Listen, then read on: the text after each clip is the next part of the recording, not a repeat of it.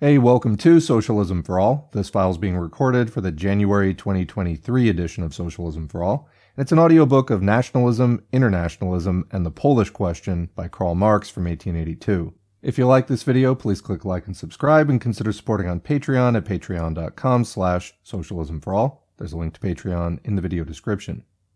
So this file is hosted at the Marxists' Internet Archive, marxists.org. Thanks as usual to MIA for hosting this and thousands of other free Marxist texts. As far as front matter and credits, we have this note from MIA. This piece was originally a letter to Karl Kautsky from February 7, 1882. It was originally published in Karl Marx and Friedrich Engels, letters to August Bebel, William Liebknecht, Karl Kautsky, and others, Moscow, 1933, and with a short introductory statement by Karl Kautsky in his book Aus der Frühzeit des Marxismus, Prague, 1935.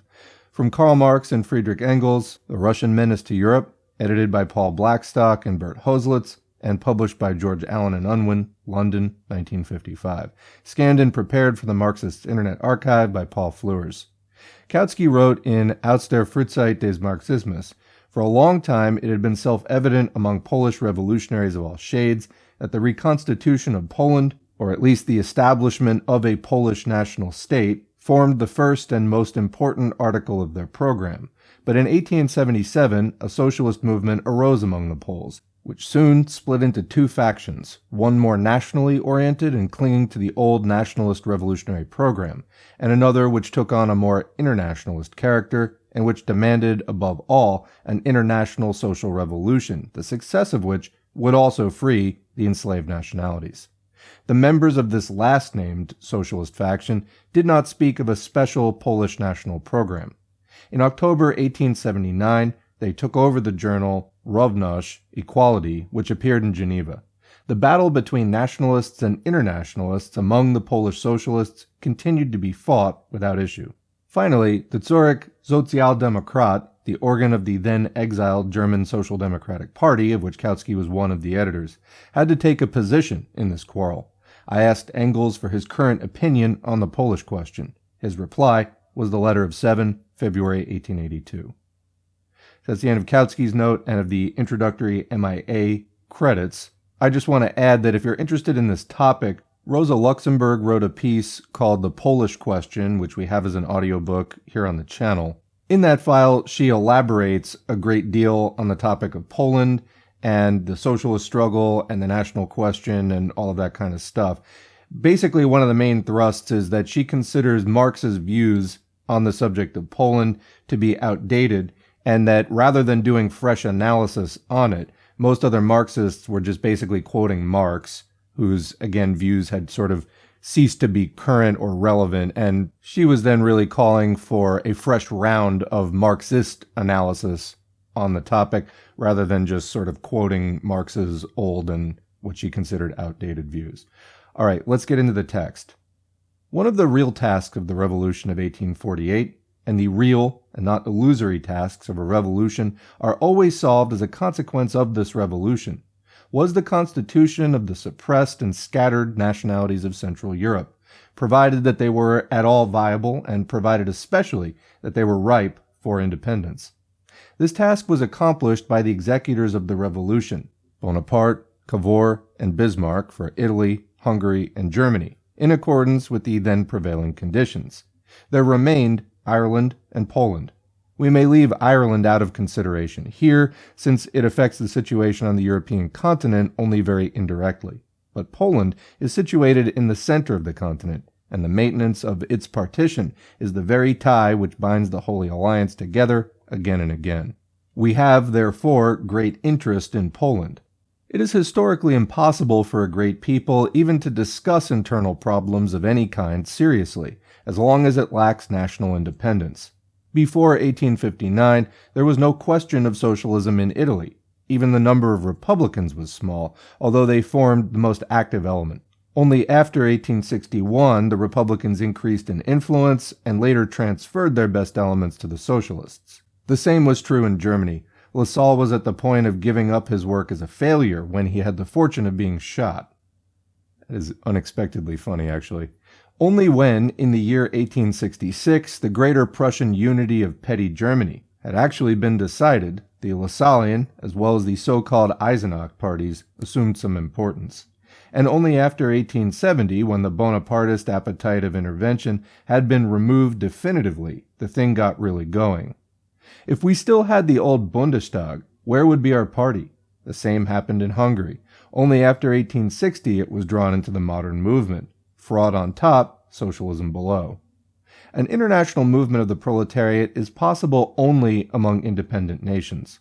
The little bit of Republican internationalism between 1830 and 1848 was grouped around France, which was destined to free Europe. Hence, it increased French chauvinism in such a way as to cause the world-liberating mission of France, and with it, France's native right to be in the lead, to get in our way every day even now. The Blanquists present a caricature of this view, but it is still very strong also among Milan and company. Also in the International, the Frenchmen considered this point of view as fairly obvious. Only historical events could teach them, and several others also, and still must teach them daily, that international cooperation is possible only among equals, and even a primus inter pares can exist at best for immediate action. So long as Poland is partitioned and subjugated, therefore, neither a strong socialist party can develop in the country itself, nor can there arise real international intercourse between the proletarian parties in Germany, etc., with other than émigré Poles. Every Polish peasant or worker who wakes up from the general gloom and participates in the common interest encounters first the fact of national subjugation. This fact is in their way everywhere as the first barrier. To remove it is the basic condition of every healthy and free development.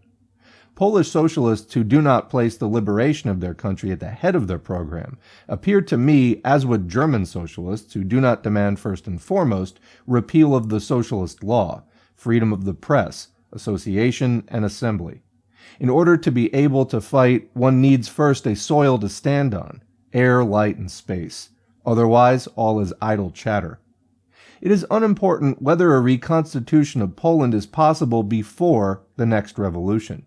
We have, in no case, the task to deter the Poles from their efforts to fight for the vital conditions of their future development, or to persuade them that national independence is a very secondary matter from the international point of view.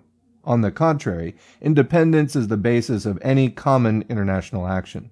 Moreover, in 1873, a war between Germany and Russia was at the point of breaking out, and the constitution of some kind of a Polish state, which could form the core of a later real one, very much within the realm of possibility. And if my lords the Russians do not stop soon their pan-Slavist intrigues and agitation in Herzegovina, they may be drawn into a war which will put to shame their own, Austria's, and Bismarck's worst fears. Only the Russian pan-Slavist party and the Tsar have an interest to let the matter in Herzegovina become serious. We can have as little interest in the gang of Bosnian robbers as in the stupid Austrian ministers and bureaucrats who are now making so much noise there. Thus, even without a revolution, merely through a European collision, the constitution of an independent Poland proper would not be so far from possible, just as the Prussian Germany proper, which was invented by the bourgeois, was not reached by way of the revolutionary or parliamentary path of their dream, but as a result of war. Thus I hold the view that there are two nations in Europe which do not only have the right but the duty to be nationalistic before they become internationalists, the Irish and the Poles. They are internationalists of the best kind if they are very nationalistic. The Poles have understood this in all crises, and have proved it on the battlefields of all revolutions. Take away their expectation to re-establish Poland, or persuade them that the new Poland will soon fall into their laps by itself, and they are finished with their interest in the European Revolution. We, in particular, have no reason whatever to block their irrefutable striving for independence. In the first place, they have invented and applied in 1863 the method of fighting which the Russians are now imitating with such great success. And secondly, they were the only reliable and capable lieutenants in the Paris Commune. Who are, by the way, the people who fight against the nationalist strivings of the Poles? Firstly, the European bourgeois, with whom the Poles have lost all credit since the insurrection of 1846 with its socialist tendencies. and secondly, the Russian pan-Slavists and people influenced by them, such as Proudhon, who looked through the colored glasses of Herzen. Among the Russians, even the best, there are today only very few who are free from pan-Slavist leanings or memories. They are so firmly convinced of the pan-Slavist mission of Russia, as the French are of the innate revolutionary initiative of France. But in truth, pan-Slavism is a smokescreen for world domination, appearing in the cloak of a non-existent Slavic nationality, and therefore our, as well as the Russian people's, worst enemy.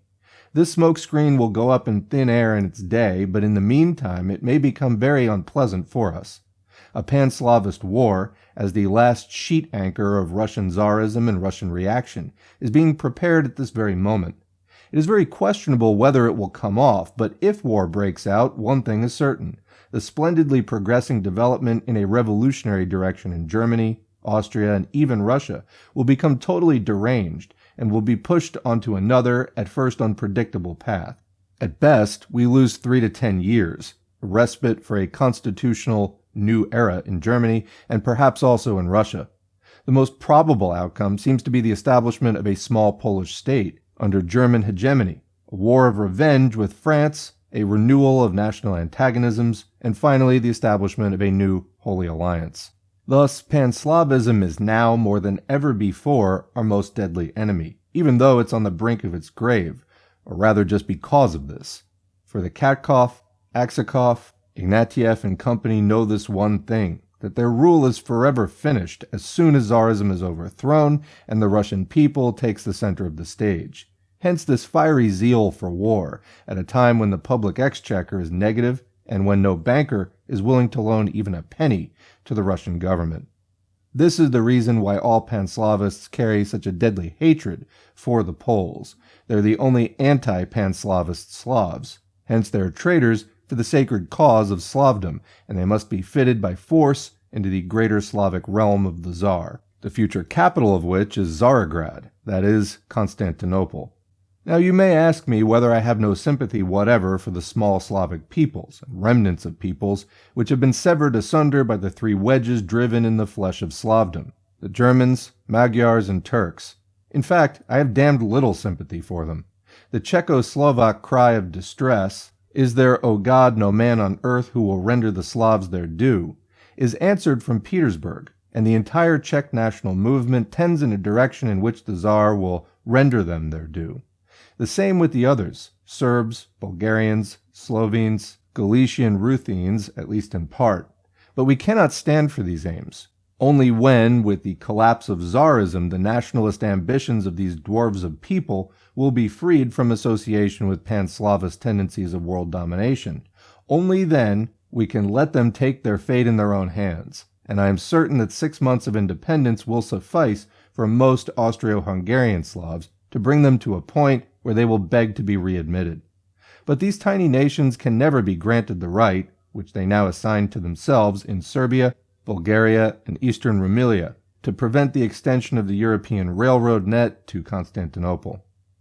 As concerns the differences between the Poles and Switzerland, those are quarrels between émigrés, which are rarely of importance, and least so among an émigré group which in 3 years will celebrate its 100th anniversary, and among which, with the impulse of all émigrés to do, or at least to plan something new, one plan has followed another, one allegedly new theory has replaced another. From what I've already said, it becomes clear that we do not share the views of the people associated with Ravnaj, and we have told them this in a declaration on the occasion of the celebration of the 50th anniversary of the 29th of October, 1830, which was read at the Geneva meeting. You may find this declaration printed in Polish in the report of the meeting.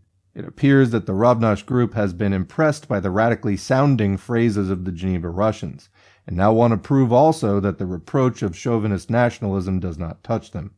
This deviation, founded on purely local and passing causes, will play itself out without much effect in Poland itself, and does not deserve to be refuted in detail. By the way, we do not take any position at this time on any future settlement between the Poles and the Lithuanians, Belarusians, and Ukrainians of the old, Greater Poland, nor on the frontier settlement with Germany. The splendid cooperation among German and Czech workers in Bohemia proves, moreover, how little the workers themselves in the allegedly subjugated countries are infected by the pan-Slavist appetites of the professors and bourgeois.